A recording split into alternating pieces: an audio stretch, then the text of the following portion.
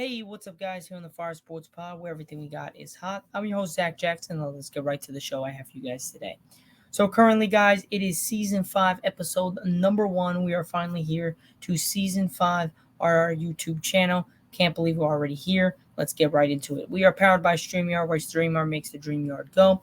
Now, again, guys, we're going to be going into a packed show. You guys have Thursday, tomorrow starts up week 2 of the NFL season. So we're going to be going over the top 10 power rankings for your quarterbacks going into week 2, as well as your fantasy football standings and where you guys can start some players and sit some players. And then our third and final segment will be going in college football rankings for the top 25. We'll probably go over the top 10 and see where a lot of these teams rank and if I would change some of these rankings according to ESPN. And where do my team, Ohio State, kind of rank in the field of the top 25? So let's get right into it. So first, guys, we're going to be going over the 2024 NFL Week 2 power rankings for your QBs going into this week. So again, guys, Patrick Mahomes, obviously, we already know, is at that number 1 spot. I don't think anyone has anything to say about that. Predictably on point in a critical spots, Mahomes also has plenty of confidence sending it downfield in week 1. Thanks to the added speed of Xavier Worthy out wide, no one is more trustworthy to have at this number 1 spot. Definitely agree. Don't have any problems with having Patrick Mahomes at number 1. Josh Allen really opened a lot of eyes in week 1. Again, he versus the Cardinals. It was at home, but still opened some big eyes. New wide receiver corps, question mark, no problem. Allen was a one-man wrecking crew to the staff of off the resurgent Arizona Cardinals. The only concern is how long can he withstand such a burden? And that's really what I told you guys earlier. Really, can he withstand the burden of being that number 1 guy? Literally, he is the only guy on on the Buffalo Bills. So I really don't think there can be any problems with that. I think Josh Allen definitely has to be that number 1 guy for them if they want to make it anywhere. Obviously, you could say that Josh Allen could be that guy for the foreseeable future. Will they be able to take him to the promise, then take the Bills to the promised land? That question mark is still up to date. So we will be moving to our next guy that we have for today. So, guys, we are back, and we just went over Patrick Mahomes and Josh Allen's spot. I really don't have a problem with Josh Allen up in that top tier. Again, he versus Arizona. Lamar Jackson really had a great game. If anything, I would put Lamar Jackson at number 2, Josh Allen at 3, because Lamar has a complete team. He has a really good team. They just lost to the defending 2-time Super Bowl champs in the Kansas City Chiefs in Arrowhead. I mean, that's a tough place to play. But Lamar Jackson, NFL Network has him at 3. I would move him to 2 and Josh Allen to 3, just personally. Now, he missed a few must-have throws down the stretch, but he's also looked plenty capable of winning a third MVP against a stingly Kansas City Chiefs defense. Can Baltimore's O-line help him out? That's remained to be seen. That's the big one question mark Baltimore really has throughout the season. Can their offensive line hold up throughout the season? And that's a question that we have to ask ourselves for the foreseeable future. Now, at number 4, we have CJ Stroud. I think this is a great spot for him. I think he's a top 4 talent in the league. Obviously, Joe Burrow did not get the win over the New England Patriots. It is what it is. But I definitely think that Joe Burrow definitely has an opportunity to be in that top tier. He had to win that game against the New England Patriots. I know it's New England, but still, it doesn't matter. The Patriots are not that good. They don't have that 5-powered offense. They needed to win that game. They didn't. So it is what it is. But CJ Stroud, he may not always have a huge rushing support from Joe Mixon, as he did against the rival Indianapolis Colts. But the young man still looks one of the most talented and polished arms in the game. So I think 4 is a great slot for CJ. Now we move to Brock Purdy. Now, a lot of people have been saying things about Brock Purdy. I'm sorry, but I think Brock Purdy is that top tier guy. He's just proven it of the last 3 years. I think he's that guy. Third-year pro was more impressive than his numbers indicated against the tough New York Jets defense. Again, the Jets have a top 5 defense, and he made it look easy. He continues to thrive as a supremely underrated off-schedule play extender. So I think Brock Purdy will do some damage. for his entire career. I don't think he's going to go down as one of the best, but I definitely think his consistency really plays a part on why he's so good. Now, Jalen Hurts, I ultimately do not really agree with having him at 6. Obviously, he had a much better game, but he did turn the ball over ridiculous amounts in the game against the Packers on Friday. I think I would put Dak Prescott at 6, Jalen Hurts at 7. That's my honest opinion, and that's not really biased. I just think Dak Prescott played a better overall game. Yes, he didn't have that many yards, but Jalen Hurts had so many yards, did get the game-winning drive, but I just really don't think Jalen Hurts deserves to be at that 6th spot with throwing almost 2-3 interceptions in a game. Now, his debut against the Green Bay Packers felt a lot like 2023 when he traded head-scratching tosses for clutch darts, but he had better answers against the blitz against a true contender. I wouldn't say Green Bay's a contender. I think they're a contender to make the playoffs and make a playoff push. I don't think they're a contender for the Super Bowl. Now, Dak Prescott, number 7. Numbers weren't splashy against the Cleveland Browns, but they didn't need to be. Freshly paid, Prescott has been doing all the little things well for a long time. The bar is always high. So I like that. I would just put Jalen Hurts at 7, Dak at 6. Matthew Stafford at 8, I think is great. Without Puka Nacua for a big stretch of his latest return to Detroit, Stafford showcased all-pro vision and passing touchdowns. The stretch, can he stay upright in a banged-up group? As well as himself, can he stay without an injury? Because he's always banged up for some reason. I think that's a great spot. Jared Goff at number 9, I'm cool with. He was more of an uneven, the former Lions star and week 1 opponent, Matthew Stafford, out of the gate, but his resilience stood out as he did big play targeting breakout Jameson Williams. I'll take Jared Goff right here with Tua. Yes, they played against Jacksonville. He had good numbers. I would still take Joe Burrow at 10, even though this is just week-to-week rankings. I would still take Joe Burrow at 10 and Tua at 11. But they have them at 10, Tua. Mike McDaniel's run game was supremely quiet against the Jacksonville Jaguars, but Tua Tagovailoa picked up the slack with a couple of signature bombs, feeding their speed out wide. Now, Burrow would be at 11. Another September, another sluggish start from one of the NFL's most respected precision passers. Burrow wasn't jarringly bad to start the year. He was simply uninspiring in a vanilla offense. Like I said, I would still put Joe Burrow at 10. And put Tua at 11. That's just me. And then we're going to do Justin Herbert and Aaron Rodgers. And that will be the top. And then Trevor Lawrence and Kyle Murray. And then that's it. Those are the top. Justin Herbert at 12, I'm cool with. Like with Dak Prescott's case, Herbert had to benefit off playing Shepard rather than a superhero of a nice week 1 win, throwing just 144 yards, but controlling the ball for a run-first attack, which, again, he just has to do what he's got to do. They'll win their games. Aaron Rodgers, on one hand, the former MVP struggled to make the Jets competitive against the 49ers. On the other, he showed plenty of vintage passing zip in the first real action since 2023's Achilles tear. I think he'll be fine. He just needs to get back in the swing of things. Trevor Lawrence at 14 is it still 2023? Lawrence wasn't perfect, completing just 57% of his throws against Miami, but he also encountered drops, poor protection, and uneven play calling. The talent is still apparent. He just needs everything to go well for him to succeed. I don't think you're going to be able to do that a week in, week out. Now, 15, the last but not least, Kyle Murray. Critics went overboard, harping on his failure to make Marvin Harrison Jr. a week 1 star, but the elusive Murray did a solid job building a passing rapport to the superior Bills to the wire. Again, I think he should have targeted Marvin Harrison a lot more. He had him wide open down at the last play of the game, and he did not look to him.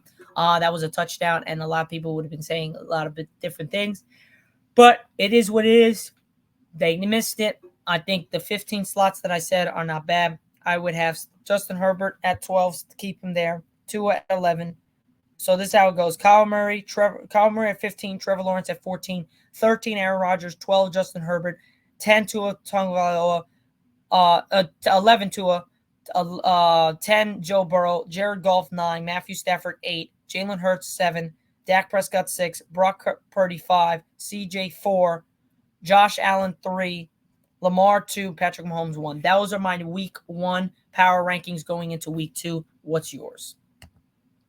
We are currently 9 minutes and 48 seconds into the show. Let us move to our second segment of today's show. Now, fantasy football, guys, a big thing with you guys. I love fantasy football. I lost my first fantasy football week. This week was not a great week for some of my wide receivers. Keenan Allen didn't come to play. Amari Cooper didn't come to play. But it is what it is. And then Jake Ferguson got hurt. So I had 3 question marks and really lost by only 15. So we talk about only like 6-6-6, or like 10-10-10. We're looking at a different ball game. But running backs to start, if you don't know already, Brian Robertson Jr., running back for the Washington Commanders. His experience is 3 years in the league, age 25. Stats so far, 40 rush yards, 3 receptions. 40 rush yards, 3 receptions, 49 receiving yards, 1 touchdown, 17.9 fantasy points in his first game. Robinson scored 17.9 fantasy points in week 1 at Tampa Bay, which was a nice surprise given the tough matchup. He's only had 12 carries for 40 yards, but he scored a touchdown and caught 3 passes for 49 yards and 4 targets.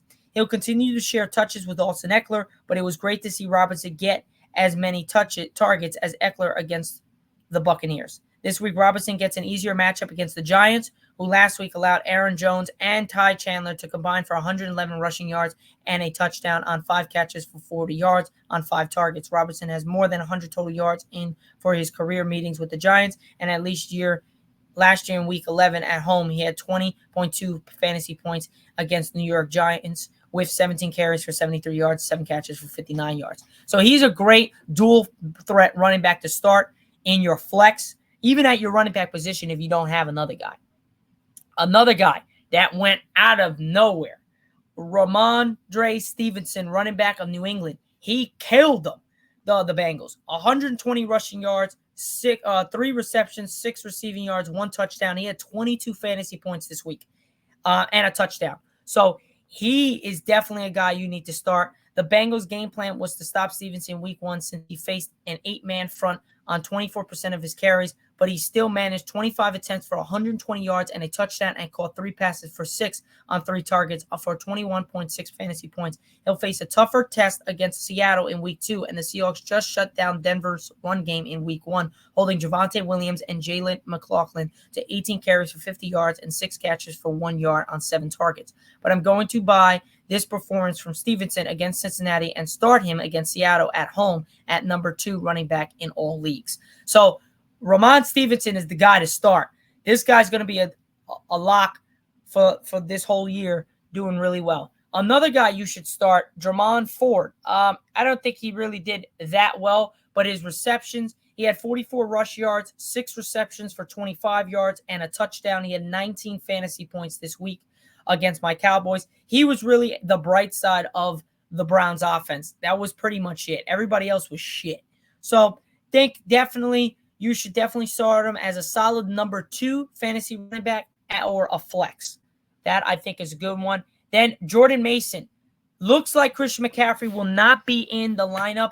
As of today, there was some news that he is a doubtful for this week, for week 2. So I think Jordan Mason, the running back that's now in, played fantastic against that New York Jets defense. 147 rush yards, 1 reception for 5 receiving yards, and a touchdown, 22 fantasy points. He definitely has a top 10 upside in all leagues in week 2 if Christian McCaffrey does not play.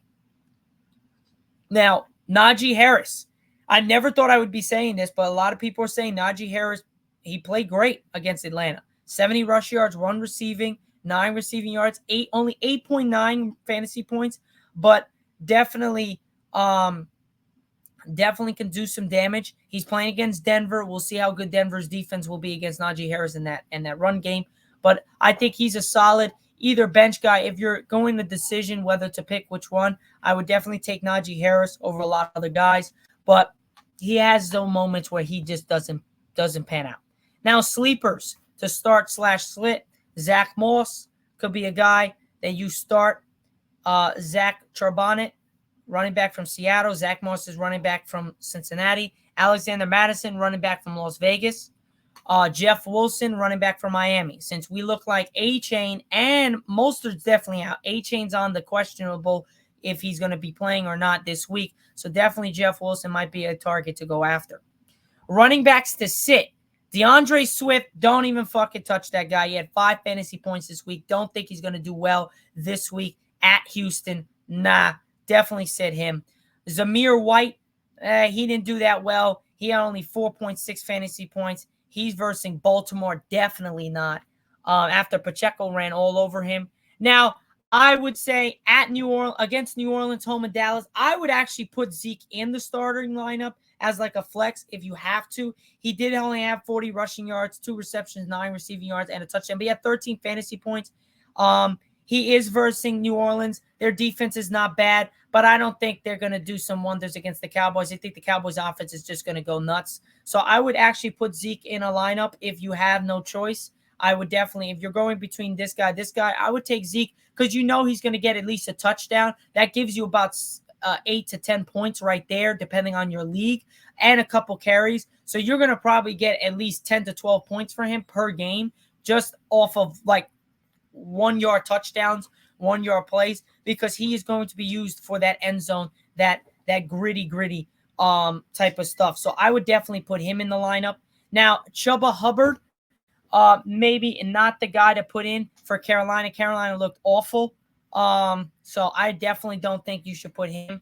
Now, bust alert. We have one guy that I think is going to be a bust alert, and that's for me, Javonte Williams, running back for Denver. I think he sucks balls. He had 3.3 fantasy points. I don't think he's going to do well. He's home against Pittsburgh. Pittsburgh's defense, no joke. We saw what they did to Atlanta. They killed Kirk Cousins in his debut for the Falcons. He demolished him. TJ Watt was all over the place. Don't think Javonte Williams is the guy to start or even consider. But yeah, guys, that's pretty much it for a start. Definitely start, sit, potential start, sit for some running backs for fantasy. Definitely think these running backs are definitely the ones that you got to do. So we went over the running backs. We just went over the NFL QB power rankings going into this week. We went over the running backs for fantasy, which ones you should start, sit, or don't even think about. And then now, guys, we are 17 minutes and 15 seconds into the show. We will be moving on to our third and final segment on today's show, which is Season 5, Episode number 1. I'm your host, Zack Jackson, here on the Fire Sports Pod, where everything we got is hot. Let's get right to our third and final segment on today's show. We're going to be going over college football rankings, ladies and gentlemen. So I'm really going to just show you guys, share my screen, let you guys know what's popping in college football. We've only been to 2 weeks, but hey, we got to let you guys know what's happening in college football, so let's get right into it. So I'm going to share my screen, ladies and gentlemen, and we're going to just take a look. So right here, we have the top 25 list from 1 to 25 according to ESPN.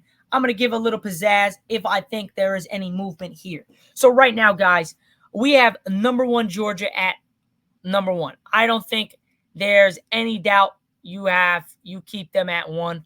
Texas and Ohio State can go neck and neck. There really is no matter what. They're going to stay at number 2 and 3. Alabama looks pretty good at 4. Ole Miss is at 5. They've been playing some shitbag teams. So have Ohio State. And Alabama. So we really don't know until we get tested later in the year. Missouri's at 6. Tennessee's at 7. Penn State is at 8. Oregon is at 9. Miami is at 10. So out of the top 10, I think teams that are like a lock for their ranking: Georgia, Texas, Ohio State, Alabama. Think those 4 are a lock. Ole Miss, keep them there. Missouri, keep them there. Tennessee, not so crazy about. Penn State, don't like the way they've been playing the first 2 games. Very close against some shitbag teams. 9, Oregon, same thing. Very close. Don't think they just won those games. They got so close in losing both games for both Penn State and Oregon, I believe, or at least one for both of them. Miami at 10, they're okay. USC, they're always neck and neck. They don't play that tough of a schedule. Utah, same thing at 12. Oklahoma State's pretty good. Kansas State, all right. Oklahoma is okay. Now we get to some 1-1 teams. LSU, they're up and down. I don't think they're going to be in it this year. They're very inconsistent. Michigan, I have no faith in them. I don't think they're even going to be relevant this year. They just don't look good. Again, this is only based off 2 games, guys. I'm not saying anything, but just based off my perspective, I don't think Michigan is going to do anything this year. They just lost Everybody, really. Notre Dame, you can never trust. They just lost to Northern Illinois. Like, no offense to that college, but who the fuck is that? Like, seriously, it is bad the way that team is ran. I don't know what the fuck is wrong with Notre Dame. Now, Louisville, they're okay. Again, they don't play a top schedule. Arizona, same thing. Iowa State, not bad. Maybe sneaky team. Maybe Clemson, same thing. You still got Dabo Sweeney there. You can always count them doing some good things. Nebraska, Boston College, Northern Illinois, they're lucky. Nebraska, Boston College, Northern Illinois, they're lucky on the ways they're at 2-0. I think Northern Illinois has actually just played better than Notre Dame. I think Notre Dame just laid an egg and thought they were going to walk right all over Northern Illinois. I did the same thing. I went 21-2 in my bets for Saturday. I missed 2 fucking games, and one of those games was that game where I messed up with picking. But who would have picked Northern Illinois to beat Notre Dame? I don't think anyone picked that, other than unless you went to Northern Illinois College. And then on top of that, I picked Shedeur Sanders in Colorado to take down Nebraska, and then they got the doors blown off of them. So I don't know what the hell's wrong with Colorado too. They're just not there for the big lights, guys. They're not there in for the big lights. I don't think they're ready for the big lights. I love Deion. I love Shedeur. I love Travis Hunter. I love Shiloh Sanders, but I just don't think they're ready. I really don't. I just think they're poorly.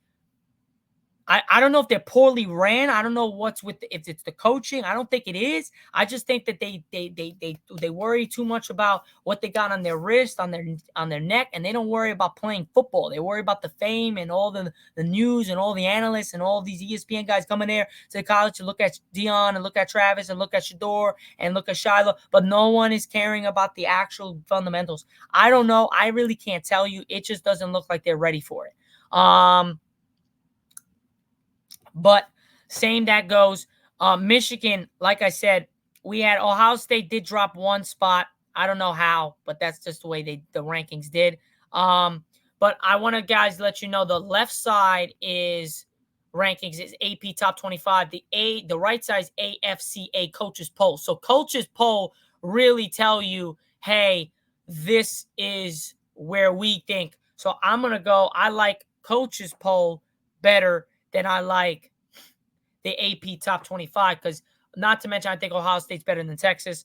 I also like Oregon at that 6th spot, 7 Penn State, Missouri 8, 9 Tennessee, Utah 10, USC 11, Miami 12, Oklahoma 13, Oklahoma State 14, Kansas State 15, Michigan at 16. I'm cool with that. LSU at 17, Arizona 18, Notre Dame at 19, Clemson at 20, Louisville at 21, Washington at 22, Iowa State at 23, Nebraska at 24, Memphis at 25. I'm cool with that. I don't think Northern Illinois deserves to be in there. I don't think Boston College deserves to be in there. I like Memphis being in there. I like Washington being there. The fact that Washington is not on the board and they're 2-0, the fact that you have Boston College, Nebraska, and fucking Northern Illinois there just bothers my mind. I think Nebraska's fine. They beat Shedeur. I'm cool with that. But yeah, guys, what do you guys think? Which poll is correct? The AP Top 25 poll or the AFCA Coaches poll? I think the Coaches poll is better. I like their stuff. I actually agree with most of the APCA Coaches poll. I really actually agree with all of it. I don't have any changes. I actually liked Oregon up a little bit higher than Penn State. I think they're a little bit better than Penn State. I don't like Missouri so high, and I didn't like Tennessee so high. So I'm cool with actually that. And I like the way they have Utah up at 10. I think they're better than USC and Miami. And I actually think USC is better than Miami. So I like that. And then Oklahoma, I think, is better than Oklahoma State, Kansas State, and Michigan, and LSU. So I'm cool with having them 13. So, yeah, I really agree with most of what AFCA Coaches poll have, if not all. AP Top 25, they got a little bit of a problem. I don't like their shit that much, but we'll see what happens in the later weeks, and when the season gets down to the thing, do my things come to fruition. But again, guys, this is a 12-team playoff team. So basically, if we go with the Coaches poll, it's Miami, USC, Utah, Tennessee, Missouri, Penn State, Oregon, Ole Miss, Alabama, Texas, Ohio State, and Georgia are in the college football playoffs. If we go with the AP Top 25 poll, you have Utah, USC, Miami, Oregon, Penn State, Tennessee, Missouri, Ole Miss, Alabama, Ohio State, Texas, and Georgia. That's what y'all guys got. So that is pretty much it, guys, here on the Fire Sports Pod. This is season 5, episode number 1, ladies and gentlemen. I hope you guys enjoyed it. It is currently 7:32 p.m. Eastern time on this Wednesday night.